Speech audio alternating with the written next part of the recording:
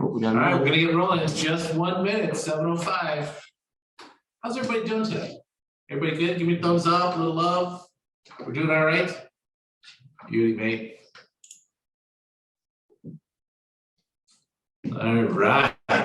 Again, as for those who don't know us, thank you very much for coming on today. So we're going to kind of give a quick market update about everything that's been going on in Chicagoland real estate, from buyers to sellers, what's going on across the city, the suburbs, and everything between. Jason's going to talk a little bit about mortgages, where we're at, kind of the direction where the rates are going, things that we're doing to help get our clients into houses, just some changes in the market. Absolutely. And Jerry, the man, the myth, the legend, talking about getting the best premium when you do need insurance and what to look for in a policy. All right. If it's okay with you guys, we're going to get on rolling. Michael, can we have the ability to, whoops, get rid out of that. You're good. All right. So let's get started. And of course, throw in your only questions you have in, anything that pops up in your head, send it right through the chat. We've got our assistant's going to be right here. It's Michael. He's going to get us all the information so we can get going for you. Okay? Hear us okay? Some thumbs up? Perfect. All right, so as we talked about today, again, Jason Brown is with Wintrust Mortgage. You got his phone number right up there, got his email address right below it. Jerry Lucente from State Farm Insurance. You got his phone number, his email. I know it looks like we might have skipped a couple letters there, but that YIYJ is the correct email address, correct? It is the correct email. You got it. So I'm not messing with it. That's truly his email address. And I'm simple. I'm Steve Jasinski. I'm right at the bottom. I'm with Berkshire Hathaway. You can see our office right here behind us. You got my cell phone number, my email address in case you ever need anything at all. Steve, are you sharing screen? I don't see anything here. All right. Let's see. Did you give me? Now let's share some screens. Yeah, sure. There we go. Thank you. Perfect. Okay. So basics. What's happening in the housing market? I don't know if anybody's tried to buy a house in the last couple of years or seen what's going on. We've got some rising rates that are going on. We've seen prices going out of control. We've seen buyers that have been struggling to get into a house. And how did that all happen? When we've been talking about this, there's this crazy thing going on in the world right now called inflation. I'm sure you've been to the grocery store or the gas station, and gallon gas that used to be $2 a gallon is now $3.60 a gallon, or $3.70, or in some other parts of the country, even higher. So as a general rule, when inflation is nice and low, mortgage rates, nice and low, and they go right along with it. When inflation gets high, rates tend to go as high as well. And that includes with housing prices. So people have been saying that with inflation and, maybe not as many people buying homes, everything here is based on supply and demand. And if there are more buyers than there are houses that are out there, prices will continue to increase, just as we're seeing what's going on today. So one of the things we want to make sure everybody asks is, should I buy a house today? And of course, everybody's situation is completely different. Some people are saying yes. Some people might be saying, let's see what happens next year. But I'm going to show you a couple of stats right down below when we're done here. You're going to see the power of when you own a home versus renting in a home. You're going to see the difference. And we're going to encourage everybody and their brother and their sister and their cousins to get out and buy a house. Doesn't matter if it's today, a week from now, or a month from now. Now's the time to get you in a house. Okay? Make sense? So bottom line, don't let uncertainty in the market put your dreams on hold. I'm going to show you some numbers that are going to be staggering. All right. Other experts, what they're saying about what's going on in the real estate market. Buyers will continue to see less competition for homes and have more time to tour homes that they like and consider their options. Anybody try to buy a house in the last 2 years? I know you did, and I may have helped you with that. So how many houses did you have to go look at back in the day? I don't know. Our situation was different. It is? But I remember when we sold our house with you, right? We probably had over 100 people in the house. Correct. And so that competition was driving prices, and there was multiple offers. There was some crazy stuff that was happening. People were waiving their inspections. They were buying houses as is, and then regretting it 6 months later. Well, that slowed down. People can now breathe again, Jerry, which is an important thing where they can take time, make an educated decision. So even while mortgage rates are expected to continue, maybe go up a little higher, maybe a little bit lower over the coming months, the big giant increases of 0.75%, I think, are behind us. Mhm. So the key to this is right, I have it right here in the middle for you. The key to this good decision, challenging housing market is to be laser focused. Doesn't matter if it's your goals, like I tell my kids all the time, or the team. If you know what you want, you're laser focused on it, we're gonna help you get there. Buying a house is a sound financial decision. And here's the great thing is that now you as buyers, if you decide to buy today or even tomorrow, good news for you guys. Number one, there are more homes to choose from. So Michael's in the office, Jason's here. How many houses did you get to pick from when you were looking a little over a year ago? Not many, yeah. No, there was like one, and if you didn't buy it, it was gone the next day anyway. So right now, we've got more homes coming on the market, and the spring market is still coming up right around the corner from us. There are more houses to choose from. What we've seen is a lot of the bidding wars have kind of stopped. We used to have 8, 10, 12. Remember how many offers you got on your place? Yeah, there's a lot. Yeah. It's crazy. So those days have started to slow down. There's still, if that house is in the prime spot, perfectly priced, we still see some multiple offers, but that's starting to slow down. And most importantly for the buyers, when you have some experts working with you, you have more negotiation power. You used to get, you'd have to literally give your firstborn a pint of blood and buy the seller some steaks to try to get your offer accepted. Those days have kind of slowed down. Now, when you're trying to buy, you have more ability to get in and get some deals that are putting you back in the catbird seat versus the seller. So it's a great time to buy. Couple more slides. So here is something exciting for you. So somebody asked me just recently, should I wait to sell my house? Well, there's this whole thing called inventory that we have out there. And anything under what's called 5 months of inventory is considered a seller's market. Anything over 7 months is considered a buyer's market. Well, we've been sitting here at 3.2. This is what it was last year at 2.4 months. And it's increased a little bit to 3.2 months of inventory. So it's still a great time to sell. It shows we still don't have enough houses to sell out there. And next thing is, are buyers still out there? So in the frenzy of 2021, you can see those numbers right smack dab in the middle. Those are the last 6 August, which is the last data I could get. How many buyers were coming out to look at different various times? It was about 120, it's pretty average, 119, 126. Jumped up to 192 when everybody was trying to work from home and during the COVID years, and it's back down to 156, meaning buyers are still out, and even at a more frenzied pace than 2019, which at that time was a record year. I'm gonna let Jason talk about, can you afford your next home? That's kind of his world. Sure. But check this out. So, here is our, in light green, previous year's median sold price. What did things sell for? And here's our current year. So if you look at it all the way through the end here, prices are still outpacing what they were a year ago. So prices, even though we don't have enough houses, even though interest rates are going up, housing values are still increasing. So get out and buy a house. That's what we're trying to get people to do. And here is what's going to happen. This is our prediction for this winter. Simply put, winter shoppers will see lower prices than we saw this summer. On top of that, some markets, sellers are actually negotiating with you again. How crazy is that? Especially for those houses that have been on the market. So days on market matter. So when we try to work with our sellers, we try to get them to price their home correctly. Some people say they still think it's 2 years ago. They try to push that price a little bit more. And then the house sits there. Nobody sees it. Nobody comes to visit them. Next thing you know, we're lowering the price. They're getting less than they would have gotten when we first did this.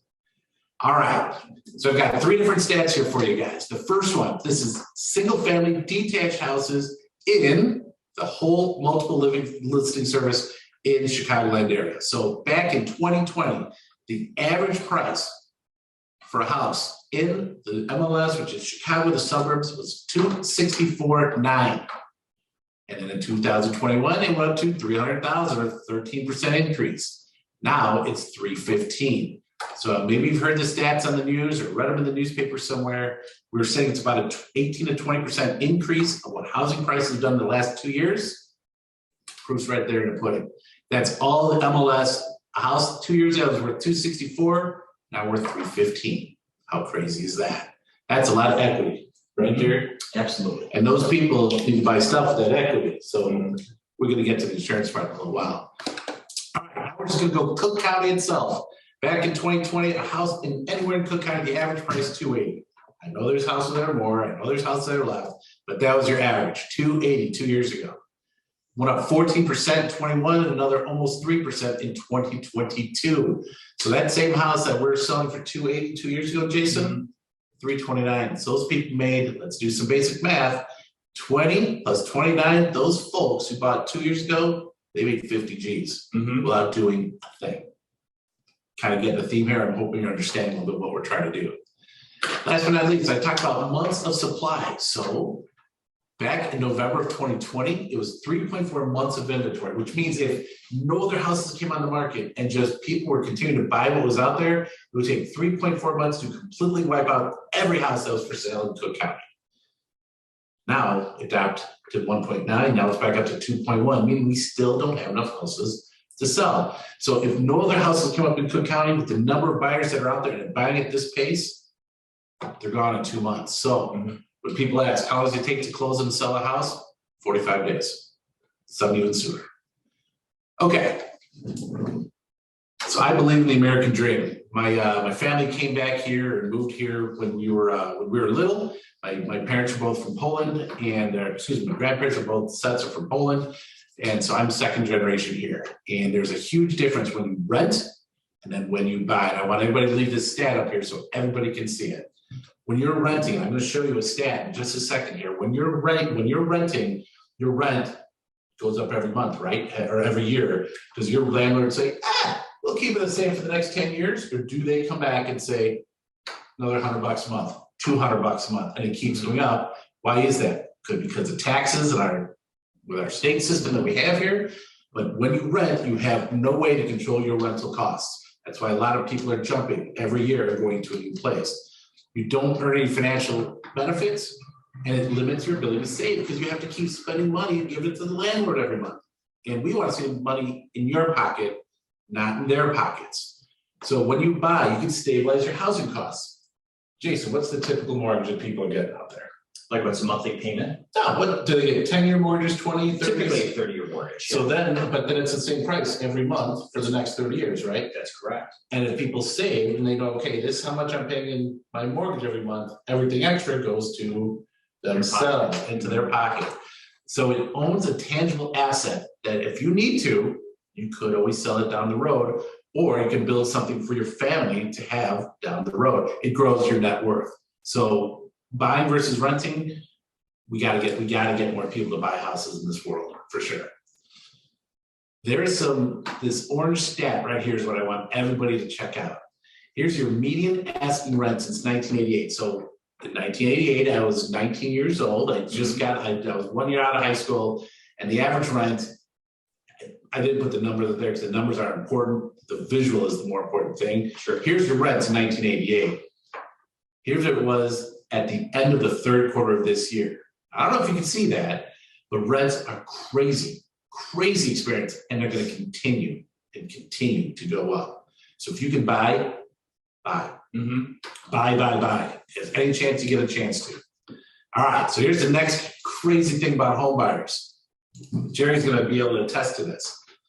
So let me move this out of the way. Percentage home prices the last 5 years across the country. The national average of increase in home prices, 60.6% across our United States. We're up here in Illinois. We're only at 38.7. Still not bad. So any house 5 years ago is now worth 38.7% more than it was 5 years ago. But look at some of these crazy numbers that are out there. Well, whoever wants to live in Idaho and get potatoes and whatever else they do up there, I have no idea. But God bless, those guys are 116% 5 years ago. So that is one heck of an increase in pricing. Here's another one. Check out Tennessee. Check out Florida. So there's this little trend that we've been seeing, and every year I talk about it with my clients. I'm asking them when they're leaving the state, where are they moving to? So we had this conversation. Remember 2 years ago, where were they going to? Arizona, Texas, Florida. Yep. A lot of South Carolina too. You got South Carolina, Tennessee. That's where they're going to. They're moving south, and they're getting out of the cold. All right, let's get out of this. Moving on to the next one. Whoops. Here's one more, and I love these things because I'm a data nerd and I love this stuff. Here's since 1991, Look at what a house in Colorado that you would have bought in 1991 is now worth 578% more in 30 years.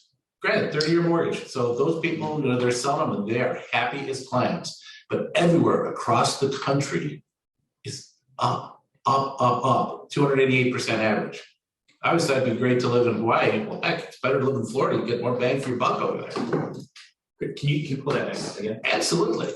The one thing I think is really interesting about this, you have to think about people so that was what, from almost 30 years ago? Mm-hmm. So if somebody bought a house 30 years ago, they pay that house off, they don't have their mortgage anymore.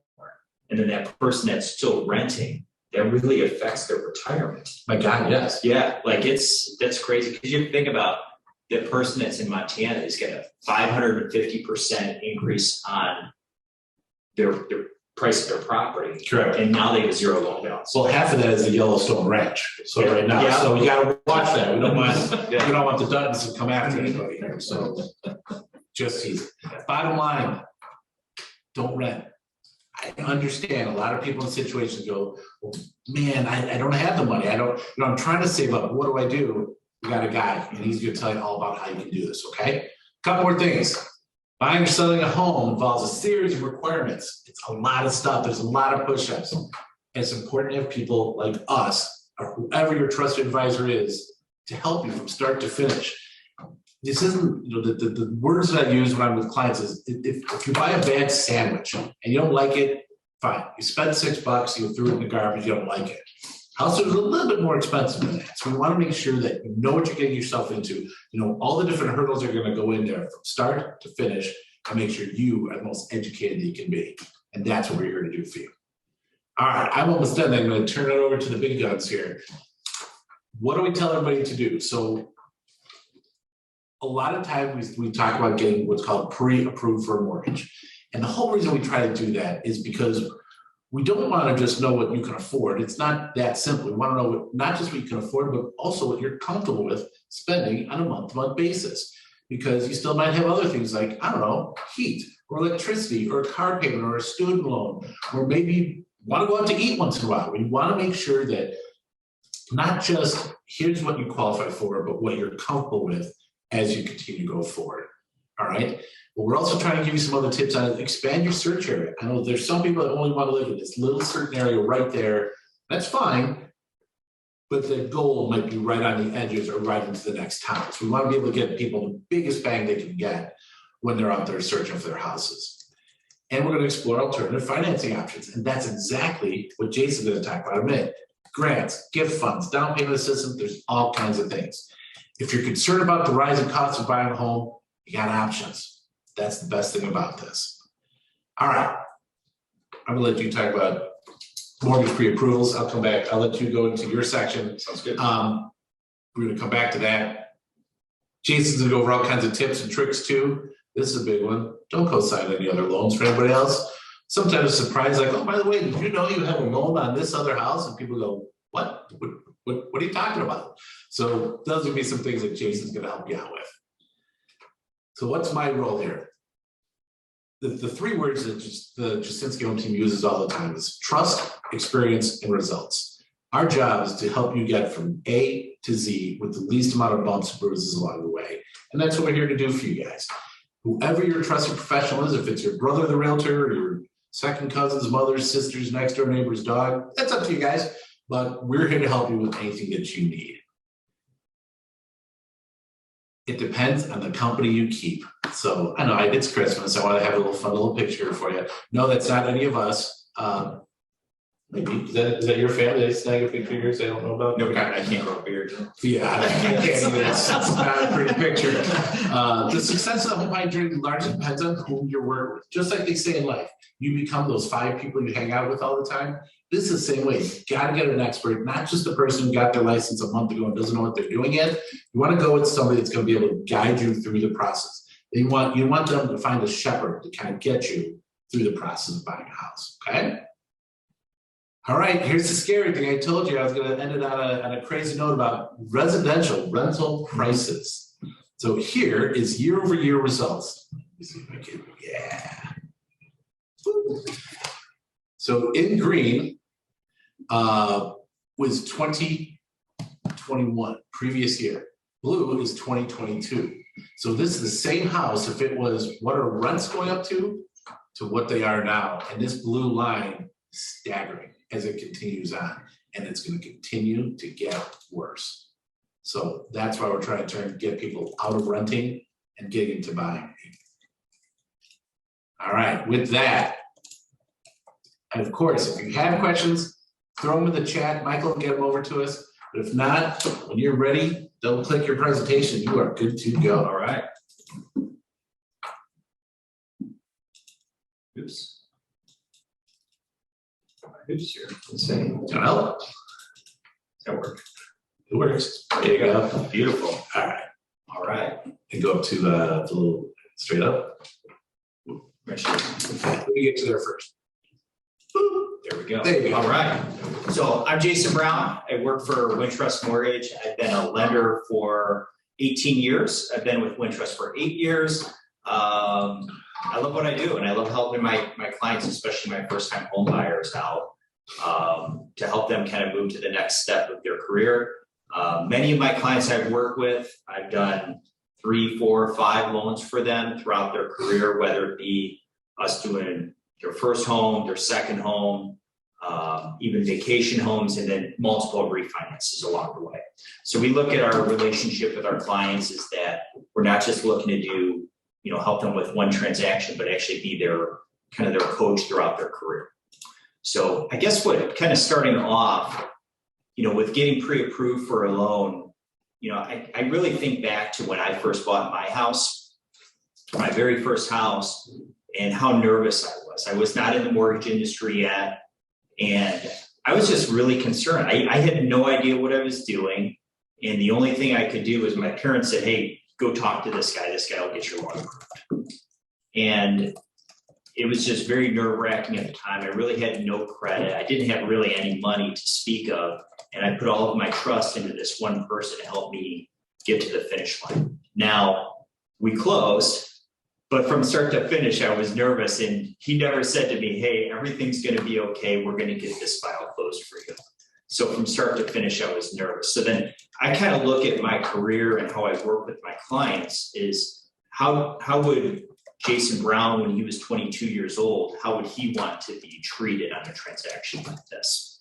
So this is kind of a little bit of highlight of how we handle how we work with our clients. So in our initial session, I tell my clients, you're the boss. You need to tell me what you want, and then I'm going to try to give you a pathway how to get there.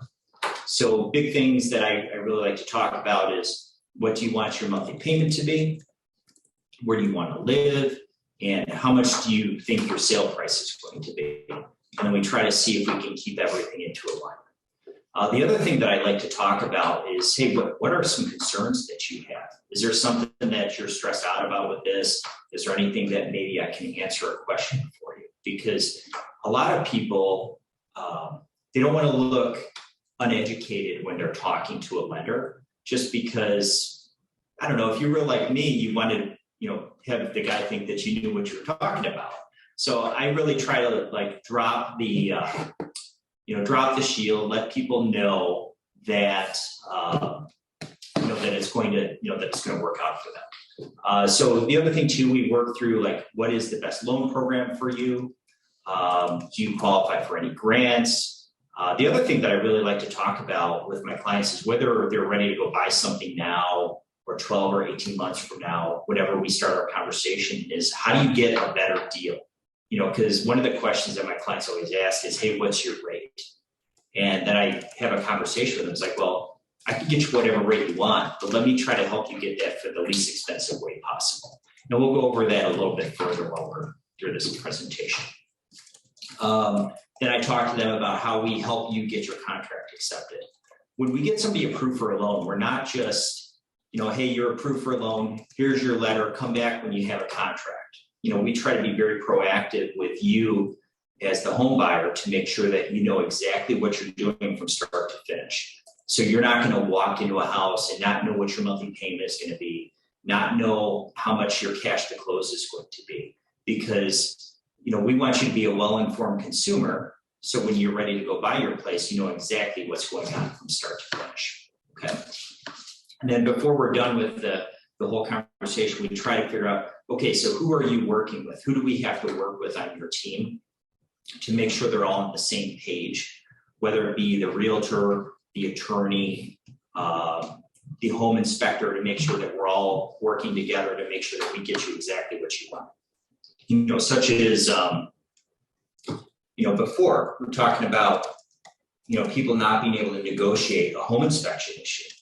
Correct. You know, and if you have, let's say if you have an attorney that's not going to push to negotiate well for you, you know, you might have an issue not getting what you want. You know, if you have somebody that pushes too hard and then you blow up your deal, that's a problem. You have to have what I typically like to tell my clients is you want to have the same group of people that always work together to help you move this to the finish line. And you want to feel comfortable with your team. And we've got some great attorneys and home inspectors that we work with a lot, and they are fantastic. Yeah. It makes it much easier when everybody knows each other, because then they can be very upfront and be like, hey, this is the issue.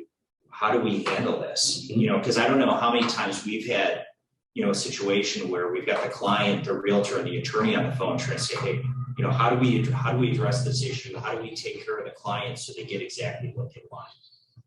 Shout out to our favorite attorney. Yep. There you go, Heather. Big things that I have a lot of people talking to me about is, you know, hey, I need to be on my job a little bit longer. I haven't been on my job for 2 years. You don't need a 2-year job history. We just have to be able to document stable employment. Okay, so it's December 2022. There's a lot of college graduates that are just finishing up graduating. If, you know, for example, if that recent college graduate wants to go buy a house in January, as long as we have the employment letter and we have their diploma, you can use that income to help them qualify for that purchase. You know, and it's just something really interesting. And then, you know, there's other things too where, you know, let's say if you're a laborer and you have some breaks in employment throughout the year and you get unemployment, you know, there's different things that we can do to help you qualify for that loan. We have to be able to document stability of income. And if we have a history of you receiving that income, then we can use it. Now, situations that you have that might not be able to work. Hey, I was a CFO of a trucking company and now I'm a salesperson. My income totally changed. I have no idea what we're going to be making the next 2 years. That guy probably has to wait a little bit to qualify for his loan. But I would rather have me take a look at it first to give you the ideas like, hey, this is how you structure this out. Even if there's like a little bit of a wait between now, the day that we sit down to get you approved, and closing, I'd rather talk to you now, because I don't turn people down for loans. I don't say, hey, you don't qualify. I say, not now, but these are the steps that we have to do to get you approved. And if somebody's having a hard time, let's say that there's an issue with credit, issue with income, I try to give you a pathway in how to make that work for you. Okay, so the next thing that we want to talk about is like the pre-approval process, okay? So a couple of things that we're going to be looking at. We talked about income, assets, assets. The next thing is going to be credit. I gave a list of things that we use for assets that are acceptable, okay? Seasoned funds, that'd be any money that's been sitting in your bank account for over 60 days. You can get a gift from mom, dad, sister, brother, aunt, uncle. That's an acceptable source. You can borrow from your retirement account. You can get a gift of equity from somebody that has a defined relationship to you. That would be like a grandma, grandpa, somebody like that would be able to give you a gift. And it's not really an asset, but when you're negotiating out your contract, you can get a seller credit to help you reduce your closing costs, okay?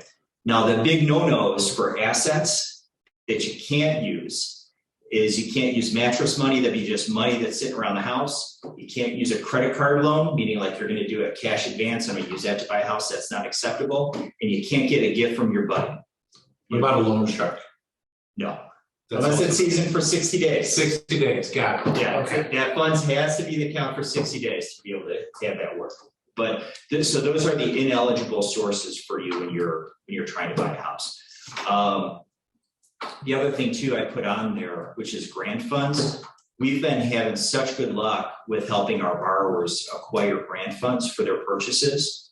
And we'll go over that a little bit later, but I think the most money, we got a member, one of your realtors on your team, I got one of their clients over $50,000 last year to help with their down payment.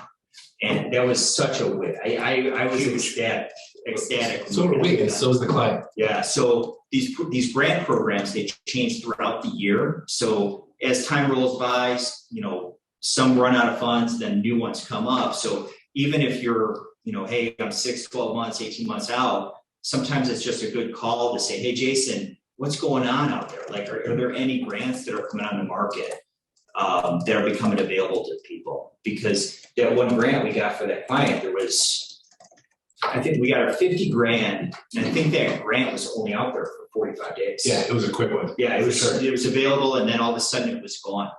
So those are things that, if you're thinking about buying soon, that's something we should have a conversation about. If I could jump in Sure. for 2 seconds, one of the biggest things for all of us, and Jerry's going to talk about it too, is communication. As we try to do, we can only work and give the advice and guidance if we're actually able to communicate. If we continue to call and you're not ready yet, that's okay. No worries, it happens. But just a quick status check here or there is a great thing, so you can learn about these other programs that are out there. Exactly. Like we had, there was a situation, a lot of people are talking about, hey, these rates are going up and stuff like that. But the thing that's crazy about it, in the last 120 days, I think that the lowest rate I locked for a client, well, let's start this. The highest rate I locked for a client was 7.5%. That was the highest rate. The lowest rate I locked for a client was 4.875. Look at that big window of rates. And then within the last, I think it was probably within the last 30 days, interest rates dropped by a full point. So if you just read the news, it's easier for them to say, hey, these rates are moving up. It doesn't get as much reporting when the rates move down. So that's something that if we're reaching out to you to let you know the good news, you don't have to buy right now, but it's always good to know what's going on. Okay. The next thing that I go over with my clients is credit. Okay. I have some clients where they'll say, hey, Jason, I'm going to get approved when I find the house that I want. My credit is perfect. Okay. I still encourage those people to get their credit pulled now. Let's get them approved now. Let's figure out what's going on with their credit, because everything about a mortgage is considered risk-based pricing. Okay. So the higher your credit score, the better the interest rate you're going to get. The higher your credit score, the more likely you're going to be able to get into a better loan program. You'll be able to get lower PMI, and if what happens is if you push me out and say, hey, I found my place, give me an approval letter, you're not giving me much time to fix your credit and get things better. Even if it's a client that says, hey, they've got a 720 credit score, if I can get their credit score up to a 740, they're likely going to get a much better PMI rate or private mortgage insurance rate, much better interest rate. And a lot of times those little fixes that I do for my client might be paying a credit card down by $100. It's not really material changes, but the smart borrower gives their lender enough time to make their file perfect for underwriting. Okay. So whether you decide you want to work with me or work with somebody else, you want to make sure that whoever you're talking to gives your file the proper attention, that tells you all the different ways how to get the best deal. And Jason, we had a question through the chat from Judy. So thank you, Judy, for the question. What happens if my credit's bad? What do I do? Can I still buy a place? Can I not buy a place? What do we do? First thing, call me. Okay, because what I'll do is I go into your credit. If I have a client that has issues with credit, I go into it, I analyze the credit, and then what I use is what's called a credit analyzer. Okay, and the credit analyzer gives you action steps in how to get your credit report up. Those steps, they're spelled out. And they say, hey, if you do this, this, and this within the next 30 days, that your credit score is going to be X. Okay. Now, we don't charge you anything for that service. That's great. That's something that we do. It's just a courtesy that we do to our clients. do for our clients. And I know there's a lot of services out there where they do credit repair. I have had zero luck with clients that have decided to use credit repair to the point where it's like, I haven't seen them really buy houses. Yeah, I'm not a big fan of those companies, but I understand some people use them. So with the stuff that we do is like, just basic things, hey, you got to pay this card down. Might be, hey, you're an authorized signer on your crazy Uncle Eddie's credit card. You got to get your name taken off of that so you can get your score up. So he's crazy Uncle Eddie. He's driving around in his Winnebago. It's Christmas time. He's taking the whole family down. Unbelievable. Yeah. So anyway, so when we get this credit up, there's a couple of things that it impacts. It's going to be your interest rate, your private mortgage insurance. It might even dictate which loan program that you're going to be taking advantage of. And I was talking to Jerry earlier today. He said that it might have a modest impact on what your homeowner's insurance cost is going to be. So those are like the big things that we deal with credit. These are some different basic programs that we have out there. I've got some people, they still say, hey, you've got to put 20% down to go buy a house. So there's typically 3 ways on how to get a mortgage. You can do conventional financing. Minimum down payment for that is 3%. Majority of people, if they're doing conventional financing, they would do 5%, but you can do it with as little as 3% down. The benefit of conventional financing is kind of like what we talked about earlier. The higher your credit score, the better the interest rates you're going to get, the lower the PMI you're going to get. And it's actually shocking because I think it was within the last probably 24, 36 months that PMI companies changed how they do their mortgage insurance rates. So I've got some clients where it's like I pull their premium to figure out like, hey, what's this client can be paying for their mortgage insurance? And it's shocking with how little they're paying for it. So it's really like before I've had clients where they pay as little as like $40 or $50 for their insurance, for their mortgage insurance. And then that stuff will drop off once you have 20% equity. Then you have FHA financing. FHA financing, minimum down payment for that is 3.5%. They have a lot more flexibility for you, kind of like going back to Judy's question, saying, hey, if you have somebody that has a bankruptcy or a foreclosure, they might have a little bit more flexibility for you to go and buy that house. The downfall of going FHA is that the PMI stays on there for the term of the debt. So as long as if you're putting down less than 10%, that PMI is going to stay on there for the remaining term. So as long as you have that mortgage out there. So 2 quick questions. Okay. So for those folks that have the FHA and it's going to stay on there forever, can they refinance that down the road? Without a doubt. Yeah. So there's a way to get rid of it too. That's correct. Fantastic. And for those who don't know, maybe because we're in the industry, what the heck does FHA stand for? Was it Federal Housing Authority? Yeah. Okay, so it's a government. That's like a question I don't think I've had asked in 15 I'm years. just saying, so that one of those people might be going, what the heck's FHA stand for? Yeah. So but like that was actually a really good question because like a lot of my clients, what I try to do is, okay, we close on your FHA loan. You're in the house, you can afford the monthly payment. Now that we've closed, let's continue to work on getting your credit fixed so then we can move it over to a conventional mortgage.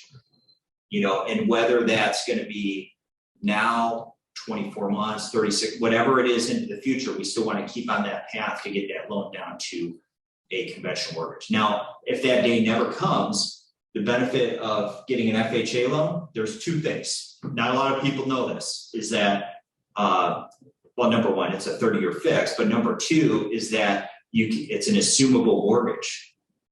So like if you decide you want to sell your house, you can actually sell the house and sell the loan that you have to that other person. So think about all those people that have FHA loans that they locked in at 2.5%, they can sell their house and then have that new home buyer assume that lower interest rate. And on the retail residential side, it's a huge opportunity for folks. Mm-hmm. In a rising rate environment, an FHA loan you can pass on with the house, big thumbs up. Yeah. That would have been a great strategy if we were For some of those buyers. Yeah, well, when we were looking at numbers, we have to Yeah. see like, okay, if it gets about 8-9%, Mhm. it's better to, some people say, well, I'll just stay. Well, no, you can still go wherever you want to. Flip off this and you can still get a premium for your house then. Sure. You take that money and pay it on your loan at the next Yeah. place. Yeah. There's some great ways to kind of move the math. We can work with you, and no matter what, like whether we close, if we help you out today, you close. Let's say you close on your loan tomorrow, we're still going to keep in touch with you after the fact. Then the third option would be VA. So benefits of VA, which is a great program, 0% down. You have to be a veteran. There's no monthly PMI. The downfall to it is that there's, you pay more in a funding fee to get the loan done. So I gave you, this is an example of it, is that, if you're first time use, you have to pay 2.3%, you finance that back into your loan. So if you're a borrower that actually has some money to put for a down payment, and you have good credit, many times it doesn't make sense to take advantage of that. So, but we can assess that and figure out if that's a thing for you. What's VA loan? Was it Veterans Administration? Yep. That's for all of us vets. That's one of our benefits. He knows his acronyms. Yeah, but it's doing good. Yeah, I brought it. That's why I bring the pros in. Yeah. Absolutely. So I'm going to go to the next one here. Okay. So now this is the thing. It's been crazy. Like the last 30 or 45 days. This is like the first time in my career that I have seen this. Is where the grant, the interest rates to get a grant for a mortgage are actually better or the same as the current market rate. So what we're doing is a lot of our clients, whether they need the money or not, we're still acquiring grant funds to help them with their down payment. So the big programs that I put out here, there's IDA, Federal Home Loan Bank, and Wintrust Grant. Okay, so the IDA grant, the one that we're predominantly doing is the first one on there. It's called an IDA Access Forgivable. It's they give you 4% of the sale price up to $6,000, and then that's forgiven over a 10-year period. Nice. And the benefit of it is you actually get, you might actually get a better interest rate and get that extra money. And then on top of that, if you go down, you see that Federal Home Loan Bank grant. If you're acquiring a property and you are below 80% of the area median income, there's also availability for you to get $6,000, and the Wintrust grant, which is $2,000. If you add those together, because that's something that I do. I know a lot of lenders don't invest the time to do this, but what happens is you got $6,000 from IDA, $6,000 from the Federal Home Loan Bank, so now you get 12, and you got $2,000 from Wintrust. So a first time I've never bought a house before. Yes. And I'm saying, okay, how do I do this? Where do I come up with my down payment? Can they use that $14,000 as part of their down payment, or is that extra on top of it? That's part of their down payment. So like some of the transactions that we work on is we'll go get them the grant, and then if you have a savvy realtor that's working with them, they go in and they negotiate a seller credit. Let's say they get a 3% seller credit. That home buyer, that the person that's buying that house is going to hit their cash into the deal is going to be what their security deposit would have been for rent. So like let's say somebody's security deposit is $2,000. It's likely we could get your cash to close at $2,000 if we're able to secure all of these funds. Now, does this happen all the time? Yes. Yes, this happens all the time. I've got people that I work with, that this is their business model. They just help first-time home buyers. They go through these grants and they negotiate the deals this way.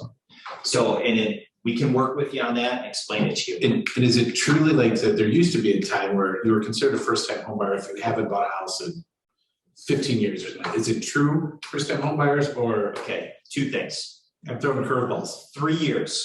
3 years. Okay, but throw something really cool on there. If there's anybody on the call that they're not a first-time home buyer, they don't fall under that 3-year area, IDA is not just for first-time home buyers.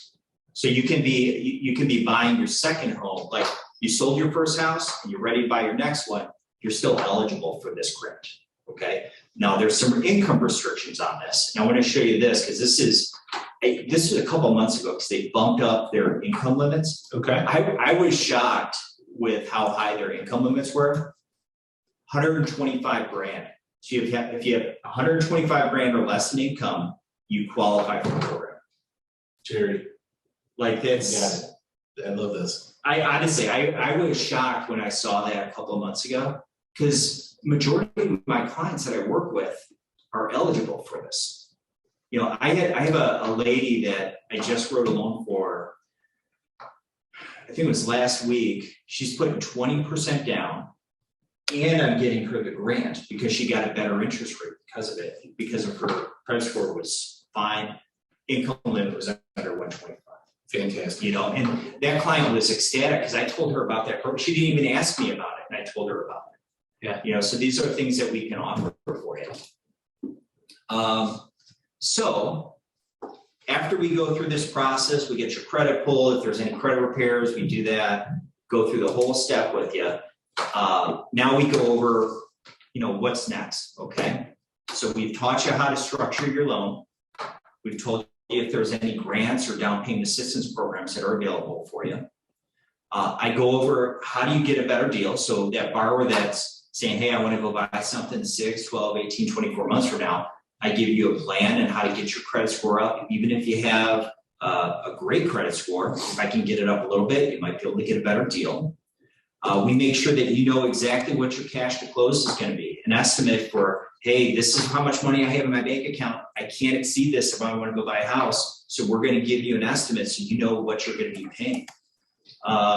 You're going to know what your estimated monthly payment. We're going to listen to you when you say, hey, I only want to spend $1,500 a month. And then we're going to direct you to only look at houses that's going to be at that. And then we're going to issue a premier buyer letter. Make sure that you know exactly what you're doing so you have something to list the property. And when you're ready to put your offer in, we do something that not a lot of lenders do is we actually sell you to that seller's agent. You know, like a couple of things that I do is I call the seller's agent. I tell them, hey, this is what we've done with our borrower. I've worked with them for X amount of months. They have their money saved up. I'll even send a video to the seller's agent to make sure that they know that, hey, we've done a good job with this person so that they can send that to their client. And we've had a lot of success. We had a client that we just worked with for Christina. We said that they accepted the deal because of what we did with them. So you're saying teamwork makes the dream work. That's correct. Love it. Yeah. So, and I think, is that the last one? Oh, I think we can. Yeah, we'll open up for question and answers at the end. Mhm. We're going to turn it over to, stop sharing the screen here for a second. All right, we're bringing it up to the ringer. Jerry, you're up. The legend himself. Hi, everyone. Sorry, I'm trying to stare into the camera and not look at the TV, so if I'm wandering, excuse me with that.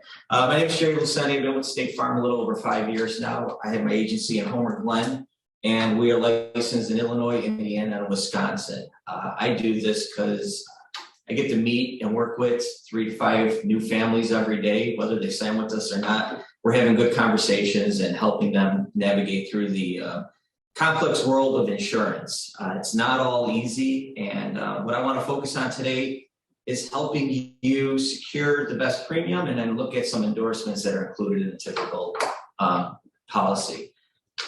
First and foremost, we're doing this because we're trying to help first-time home buyers. If you're renting now, start a renter's policy. With the our renter's policies are as low as $7.08 a month, and it doesn't have to be with State Farm, but what you're doing is you're building longevity and you're gaining premium credits. So when you do buy your house, those premium credits will transfer over to your homeowner's policy, and you will see a slight decrease in premium because of that. So it's a positive thing for a very minimal cost. You can, for $7.08, I think I've seen it go as high as $25,000 in personal property. Were you gonna ask a question? No, so when people have personal property, does that include their shoes and shirts and all that good stuff? Clothing, furniture, electronics, and the nice thing about renters policies is it protects everything in your apartment and when you're out and about. So if you're on the street, you lose something, you were robbed, something was stolen, it's all protected through your personal property. Perfect. Note the current upgrades of your home. So go back 5 to 10 years when you're looking at the home. Ask about the roof, your furnace, electric and plumbing. The upgrades make a big difference in when we're pricing it out. It's very helpful, especially when things are newer. It lowers the risk of claims in a short future for you. So ask some questions and get a better understanding of that. The most important one is bundle your home and auto. Not saying it as a seedy sales agent trying to get more policies. You get a 35% off of your home premium by putting your auto with your home, and you get a 15% off on your auto. So there are big discounts in the world of insurance, and there are still some stubborn people that like to keep it separate. I can't wrap my head around it yet, but bundle. Always bundle when it's offered. Always take advantage of the discounts.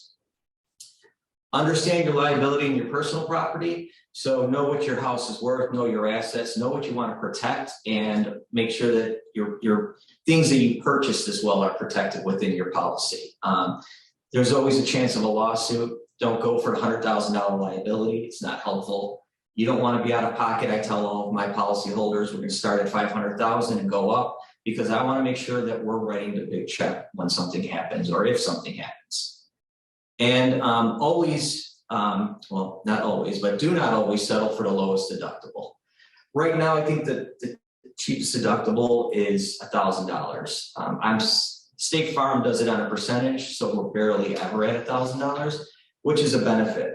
Most individuals that are looking for $1,000 are doing it because they may have made claims in the past and they want to be out of pocket as little as possible. What they don't understand is a claim can sit on your claim history for 5 years. Whether you stay with State Farm or go to Allstate or Country or wherever you're going, it's going to make it harder to shop and get a good premium, and or you may become ineligible with the amount of claims.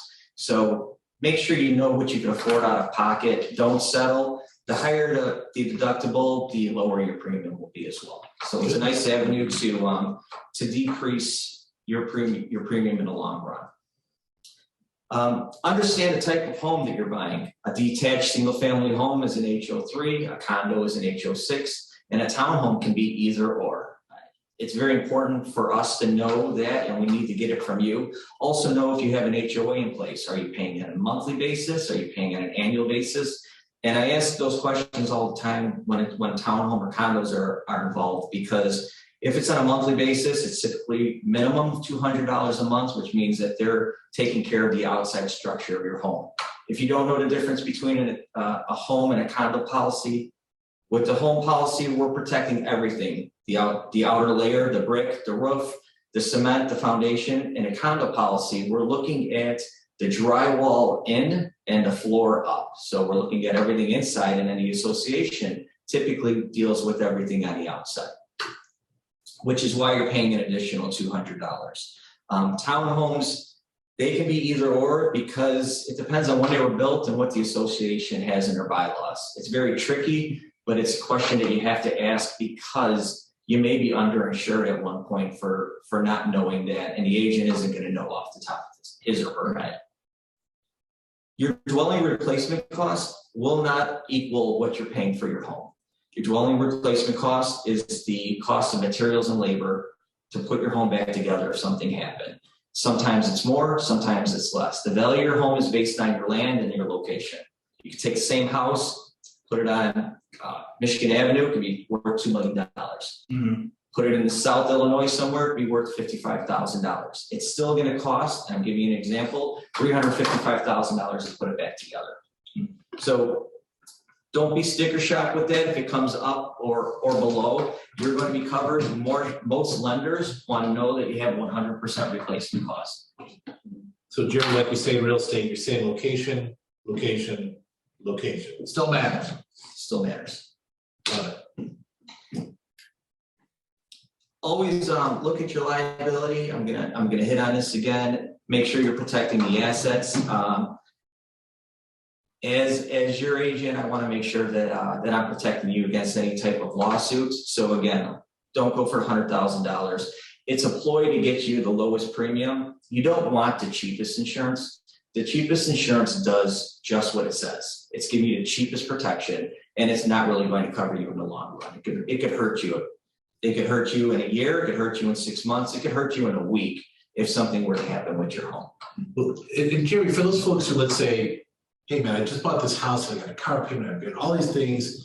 Is it okay for them to at least get started with the basics? And then you do a review with them on this, so you can be like, hey, how are things going? Maybe it's time to bring it back up a little bit. So what we do when we're trying to work within a range to make sure that your premium is okay on a 12-month basis is we're going to look at the deductible.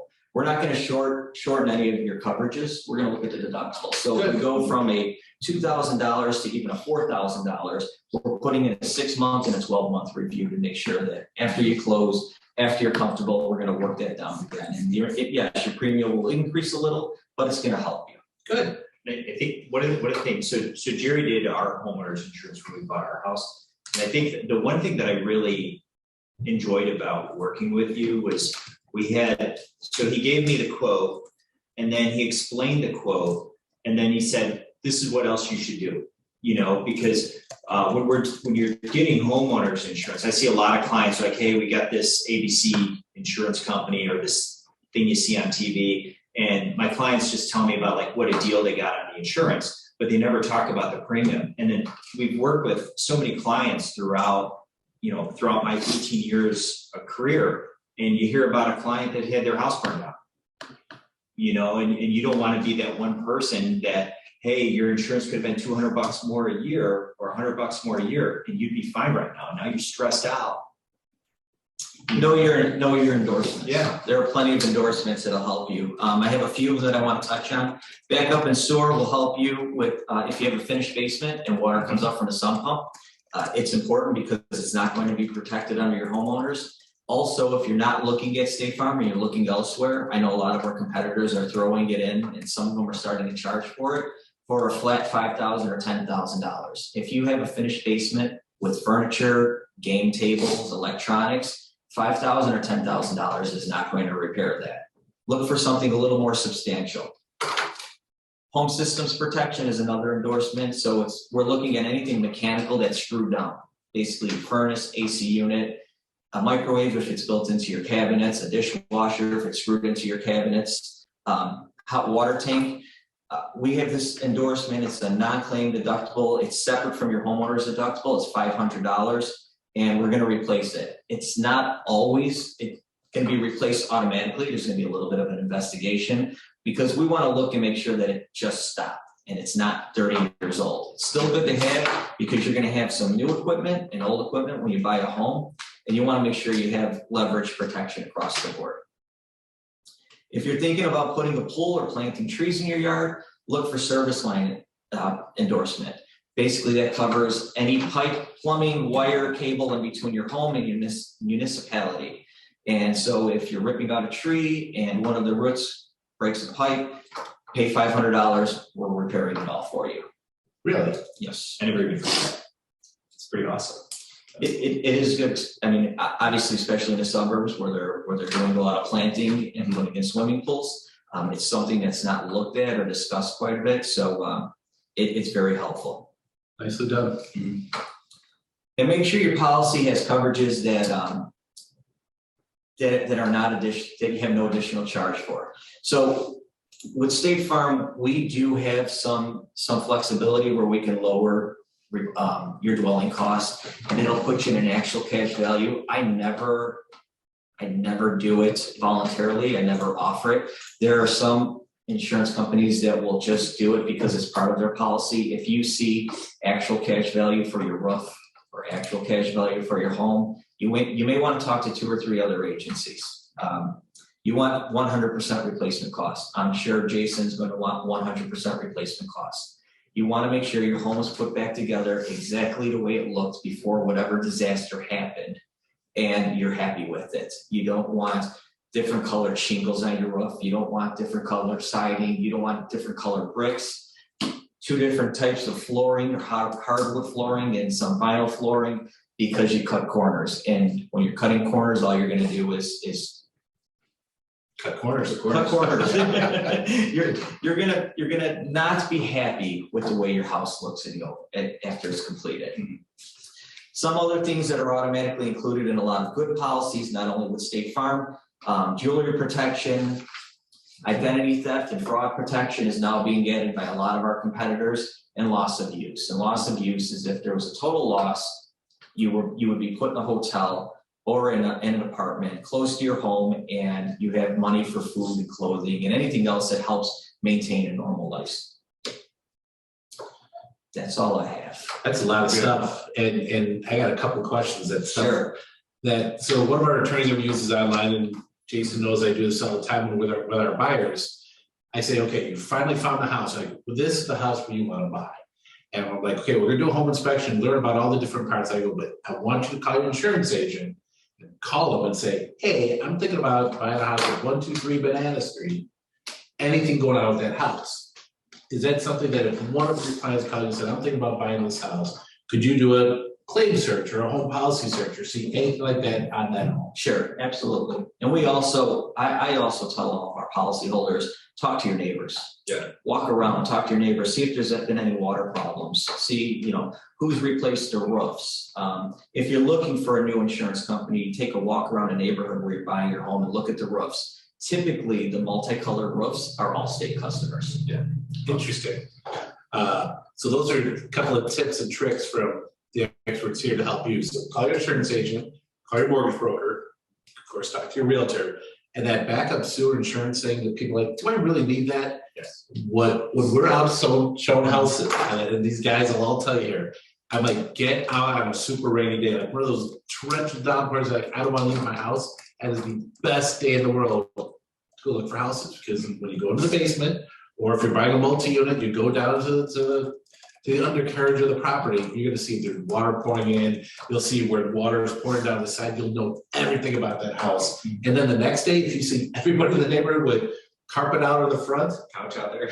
you know that there's probably an issue. So Longevity. you got it, brother, you got it. All right, well, we tried to keep this at right about an hour, but I'm gonna open up for any kind of questions that you may have. Let me see if There's one, wasn't there? yeah, I saw a couple come on here. So Michael, can you give us, the people have an opportunity to speak? Yeah, anyone can unmute themselves, I believe. Can they now unmute themselves? All right, so I know we saw a couple of chats come in, so I know Thelma, thank you for being in and stick around here. So can you talk about a multi-unit purchase? Definitely. So there's two ways to look at this, okay? So if you're, it depends on the area that you're looking in, but there's actually a loan product out, a conventional mortgage product. Most people think, hey, if you want to go conventional for a multi-unit property, you've got to put 20% down, okay? Which a lot of the time that is correct, but if you're buying in a low, moderate census tract, you have an option to go buy that with 5% down conventional. And then if you see a property that you like, let me know and I'll tell you if it's eligible for that. You could also go FHA, which would be 3.5% down. Okay. The benefit, either way, whether you do the conventional or the FHA, the benefit of buying a multifamily property is that you can actually use the proposed rents for your other tenants that are in the property, even if the property is vacant, to help you qualify for that purchase. Okay. If you want to qualify for a multi-unit property and get grant funds to help you with that, you have to go 2 units or less. So if you go 2 units or less, you can take advantage of that IDA grant. And then if it's a 4 flat or 4 units or less, those traditional residential financing. Yeah, so that still follows through. If it's a low moderate census tract, you do 5% down. I believe it's a convention, you do 20% down to get that done. Okay. Those are the big parameters for that. Question, what if they're going to live in them? Those are all for primary residence. Primary residence. Yeah, Okay. yeah, all primary residence. So I'm Steve, and I want to go buy a 12 flat over on East Ave. So Okay. does your bank have access to funding for larger multi-unit buildings? We do. I'm not the guy to do that. So all I do is residential lending. Once you jump above 5 units, it moves more to a commercial spot, and you have to put more money down. You have to show more in reserves. You typically are not going to get a 30-year fixed mortgage on that. But do you have a guy? I do. Yeah. Oh, so you're saying we can still help the folks? Michael Curis. Yeah, the guy. There you go. Yeah. Yeah, that guy. That's all he does is multifamily throughout the Chicago land marketplace. And so it doesn't matter if you're looking for something small or be now, that's on the financing side. If you want to say like, how do I find those properties? That's something that your realtor is going to be able to help you with. We have access to multiple listing service. We have access to LoopNet and some other opportunities to, if you want to be in a certain neighborhood, a certain area, or a certain price point, we can find that stuff out for you as well. We just need to have a communication and some contact so we know what it is you're looking for. And then you need to have that insured And what's the difference in pricing between a 2-flat, 4-flat, and something bigger? Well, if you're gonna move in it, you actually can still take advantage of the auto and home bundle, so it's a positive. Mhm. It's a big positive there. That's fantastic. And if there are questions, I'll be glad to, we actually have one more. Somebody asked, how soon can I try to purchase my home after buying a new car? Buy it right now. Yeah, the day after you bought your car, as long as you qualify for the loan with the debt to income ratio, you can go buy your house. Yeah. Perfect. Yeah, all we have to do is just verify the monthly payment, verify payment history, you're fine. Yeah, Fantastic. there's no stop on that. So I'll throw it out there before we get wrapped up. And if people want to step off, again, we cannot thank you enough for stepping and spending a little time with us on a beautiful Thursday night here with the Jasinski Home team and Jerry Lucente and Jason Brown. What kind of questions you have? Please feel free to unmute yourself. We do have, at least I'm hoping she still is, we do have a person on that is bilingual in case we need that too. In case you want to speak in Spanish, we've got that as well. Does anybody have any questions? Maybe it looks like she had a question for a second, so she was She looks real serious. She's thinking of a good one. Okay, so And she turned her camera off. so we're gonna have one quick poll for you, if you don't mind. So one more question for y'all to answer. We have Michael pop that up. What do you guys think? I'd say yes, please. You say yes, please? Yeah. Okay, let's go there.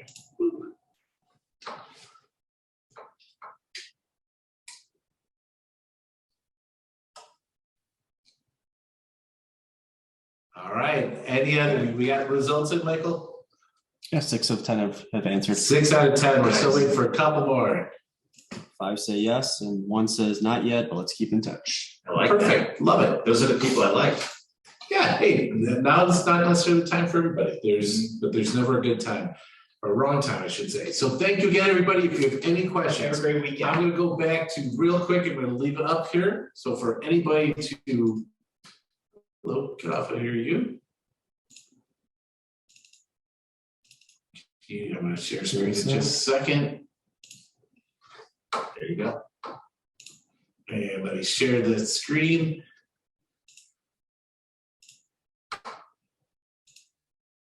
If you have any questions, there's our numbers. Please write them down. We can also take a screenshot, whatever you'd like to do. Again, Jason with Wintrust Mortgage. Our special guest, Jerry Lucente from State Farm Insurance. I'm Thank Steve you all. Jasinski. Thank you. Thank you very much for being here tonight. Bye-bye.